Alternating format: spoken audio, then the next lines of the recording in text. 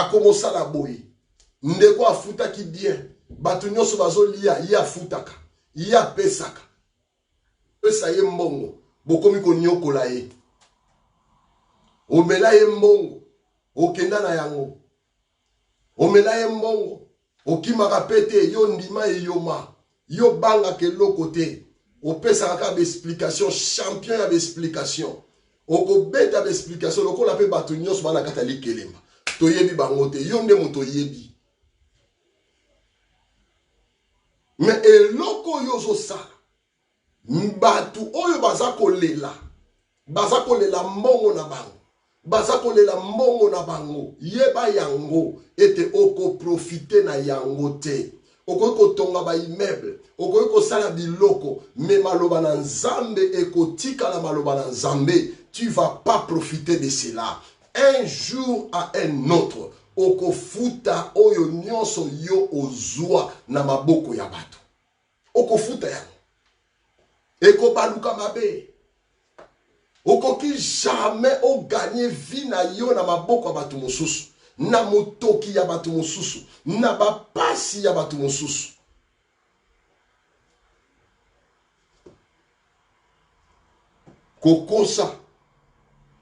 kokosa osombi marchandise na 1 yo ye ozoteka ngo na 10 ozoganye 9% mobimba kokosa batuni balubi osomaki yango na combien yoka yo nasombi yango na 8 nazoganye kaka D kaka nazoganye kaka D eza technique ya malamu ya kokoma riche me nayebisi yo okofuta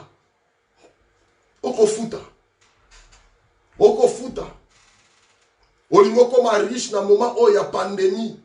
tango bato bazolela tango bato bazoluka mbongo tango bato baza na pasi tango bato baza na bandako yo ozomakisa baprix ozochange baprix oyebi bien ke na moment oyo olobi non na moment oyo ngai il faut na profiter na gagner na moment oyo ngai il faut na bonga bien aimé eza malamu okobonga mais okoprofite na yango te parce que eza argent ya méchanceté eza argent eza mbongo ya méchanceté oteka lupango mpo ya poto bateka lupango mpo ya poto ti lelo bamisusu bateka lupango na ndenge ya moyibi ateki lupango aye poto otika bato kuna bazosutuka bazwa kobengana bango na lupango osi batekaki yango nani atekaki o Jean nani atekaki o Marie nani atekaki o mututel Nunes mwana bino ye mutatekaki tala ba papier yango oyo Nunes atekaki Nunes aza wapi tozomona Nunes te mikolo basutuka boy ozaka na poto okoma na poto bato wana nyonso bazolela baza komituna baza koloba likolo ya kombo no butu moy bazolala na balabala bazolala na bandako bazokende koluka bisika kolala po yo oteki lupango depuis po ya poto olio zongisa lupango wana travailler dur ozongisa lupango wana yo ozolata ba griffe yo ozosala ba ambiance yo ozorganiser ba fête yo ozodéclarer ba bon anniversaire yo ozobala po ba misusu ba ya poto akobala lelo abali awa lobi abali kuna baninga bayaka poto basomba lupango babongisa famille yo ya poto akobala donc ozobala kaka nano silisa kobala te mais entre temps ba o bazakuna na mboka bazolela lupango na bango bazolela ndako akolala ezali te bazolela na bandako manzanza benga na bango na bisika eloko akoli ezali te bien aimé dans le Seigneur na lobi na yo et les biens mal acquis ne profitent jamais okoluka ndoki yo moko ndoki okoluka délivrance ko yate ti okobanda ko régler makambo parce que ba délivrance mususu esalamaka soki kaka ovandi na batu osololi na bango vina yo fungwami vina yo fungwa moza na posa prière te oyebi problème oyo sala oyebi likambo yo sala ozali ko changer mbongo na ville ozali ko changer mbongo quelque part ozali changer de monnaie baninga no balobi ba monnaie locale yo lobi yo yebi eske ba monnaie locale ezali ba pesa ba dollar ba sali ba sangisi ba dollar ozu ba dollar abatu OK na ko changer ozo ba monnaie locale oya opesa bango. Mais depuis okenda mokolo wana ezaki mbala suka ba mona yo osutu koza na Canada basutu koza na poto okenda ovanda bandeko wana moi ba $100 ba $200 o bazaki nango yango naka ya suka ya vie na bango bazo se débrouiller pour bakoka ko réussir na vie bango pe ba bonga lobi ba sunga ba famille na bango ba komi kolela ndeko nanga mabondeli nyonso wana emataka likolo yango nzambe azo yebisa Juda azo yebisa Kayin alobi na Kayin alobi makila ya ndeko na yo ematiti pa ina ngai Bible ezoloba na livre ya Apocalypse elobi ete mba makila ya bana nyonso boma na ba mingongo na bango ezolele pai na nga na tango nyonso batu bazolela likolo ya kombo na yo yeba yango ete bolamo ekokomela yo te yeba yango ke rien de bon ne va arriver dans ta vie yango mona batu ebele na kati ya poto awa batelengana okomona batu ebele na kati ya poto awa vie ya malongeza te aza na terre ya ba opportunité mais azo kwa kozo opportunité te tout simplement parce que yemoko ayebi bakanga vie na yete me yemoko amikanga à cause ya ba stroquerie à cause ya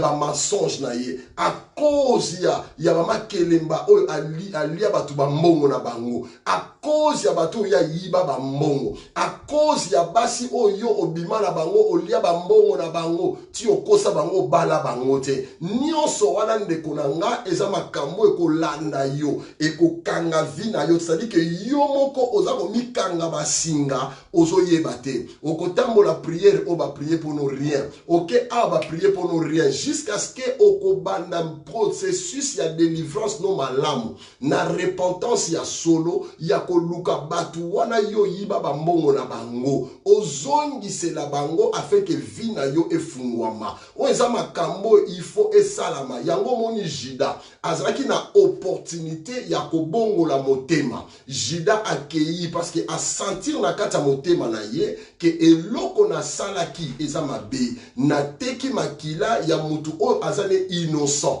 Juda akei azongishi mbongo olie akende koluka yeso bongo la motema asenga bolimbisi na se ya ekulusu ya Yesu Kristo Juda ake komi boma batu ebele tango nyonso osalaka mabe tango nyonso o escrokaka batu ba mbongo yeba yango ete esprit ya suicide esprit ya vagabondage eza libéré na kati ya vie na yo eloko wana esalamaki na bomo ya Kayin tango abomi Abel nzambe a libéré esprit ya vagabondage esprit oyo ekosala ete ozala jamais stable na vie pe yango même esalamaki na bomo ya Juda asteki Yesu Kristo or que esprit wana ya vagabondage esprit wana ya mort ebandi kolanda ye yango mona batebele liwana kata ba finance liwana matrice liwana vie na bango liwana vie sentimentale liwana nyonso tout simplement parce que azo futa makambo oya salaka esprit wana ezaki libéré na vie na ye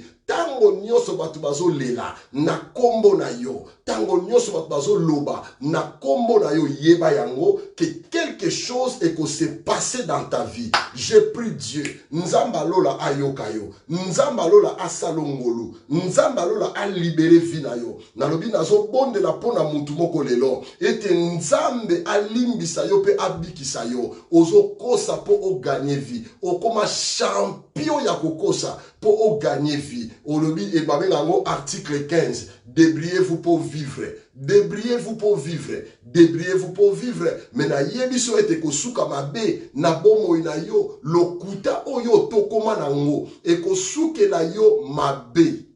ekosukela mabe ekosukela mabe nini yo salite oteka bakisi ya lokuta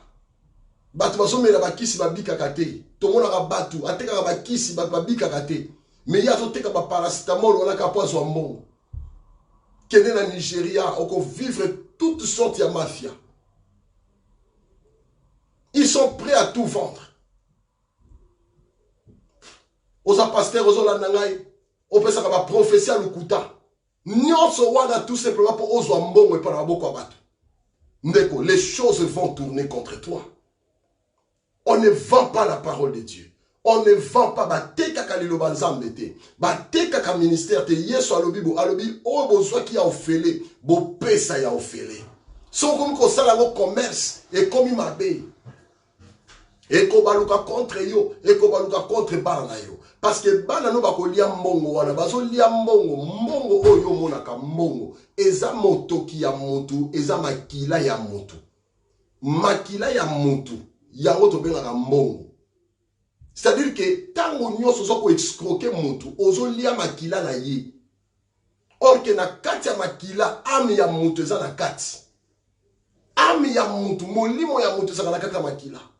Tango ozozwa mbongo na ye, ozozwa eloko d'une manière malhonnête. Yeba yango ke eloko wana oyo ozozwa, oyo ozolia nde makila ya mutu. Olie epesa yo makasi parce que soko sali mbongo na motoki na yo ekopesa makasi pe kotelemisa yo. Mais soki ozwi mbongo ya mutu na nzela mabe, molimo ya mutu wana oyo eza na kati ya mbongo wana ekoatake yo. Yango monaka mutu akokozwa maladi atie likolo atie na mbongo abwaki yango na balabala mutu azwi mbongo wana lie azwi maladi wana. Tout simplement parce que molimo ya mutu wana eza na kati ya mbongo wana. O bana na yo bazolia mbongo wana, bana na yo bazolia jugement. Jugement oyo ekokute bango très cher lobby.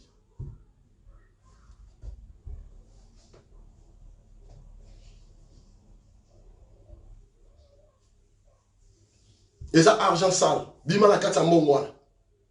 Mbongo ya kindumba, bima na kati ya mbongo wana. Eza mbongo ya mabe. Nzamba ko pambola yo. Ozana posa oteka nzoto na yo te posomba jeep. Nalobi ozana posa oteka nzoto na yo te posomba lamba cher. Ozana posa te oteka nzoto na yo po lala na ndako bien. Nzambe na yo aza plus grand que ça. Akoki ko pambola yo, akoki ko tombola yo, akoki ko changer vie na yo. Nazo ngala yebisa mutu moko ke okoki ko pesa nzambe confiance. Okoki ko kaba bomo na yo à 100% na maboko ya Yesu Kristo. Pe nzambe aotombola yo. L'argent pollué et l'argent sale. Eza mbongo o ebongi pona yo te. Esengeli pona yo te. Nzambe akoki ko changer vie na yo. Nzambe akoki ko tombola yo. Nzambe akoki ko pambola yo. Alobi na kati na maloba na alobi tout ce que je souhaite. Je souhaite que tu prospères à tous égards et que tu sois en bonne santé comme prospère l'état de ton âme. Tika molimo na yo nanu ebanda ko prospérer. Kangama na nzambe, linga nzambe, molimo ne prospérer. Ceux qui molimo na yo ebandi ko prospérer, nzoto na yo ko prospérer, finance na yo ko prospérer, nzamba ko tia loboko ne likona bomo na yo. Nzambe posa na ye ezali yo o progresser. Posa na ye ezali ozala nzete o elonami pembeni ya ebale. O eza ko produire ba résultat tango nyonso. Nzamba lingi yo prospérer, alingi bana na ye bazala bana oyo, bazana mbongo, bazana nyonso. Oui, la prospérité est sa volonté en Nzambe pour mon Christ nyonso. Nzamba za na posa ba poche na yo eza la délivrer. Nzamba za na posa vie na yo eza la délivrer. Yango na loba ki lobi ete secret ya ko pambolama eza ko yekola ko pesa epai na Nzambe. Yekola ko fongola maboko na yo ko pesa epai na Nzambe. Bible lobi celui qui donne abondamment, il est béni abondamment.